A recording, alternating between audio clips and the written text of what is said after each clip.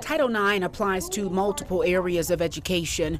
Of course, the classroom, but also admissions, athletics, employment, retaliation, and any sexual assault or violence on school grounds. We've had far too long where women were underserved and under budgeted, and those days should be over, but they're not over yet. ESPN analyst Jay Billis, who covers men's and women's sports, says there are too many disparities still present. There seems to be some sort of pushback that when you say, hey, we're not at equality, people respond with, well, but we've come a long way, but that's not equality.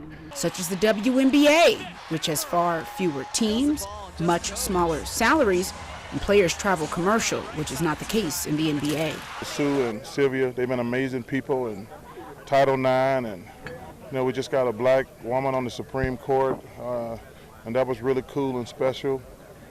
So we got a long way to go, but we got to keep grinding. America's landscape is changing as more people are taking authority over how they are identified.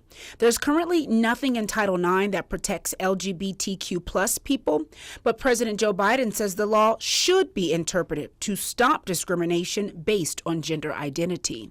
You would think that would be just a given, right? But even our Supreme Court doesn't even understand that. And I just hope that, the people, the voices that matter in our country will continue to fight for the things that are right, because everybody deserves a fair chance. The Biden administration says it wants to replace some controversial rules issued during the Trump era, but there must first be a public feedback period before changes, which means the earliest we could see anything new or different is next year. And being a girl dad, I definitely pay attention to those things even more so than I did before I had daughters, because I want them to have equal opportunities to go out and fulfill their dreams. You have to be living on the rock if you don't understand how important that mission is and the awareness of, like you said, equality and the right investment in the women's basketball game and WNBA, but also in every sport. From the famous mouths of some of the athletes who just left Tahoe, America is still chasing justice and equality for all.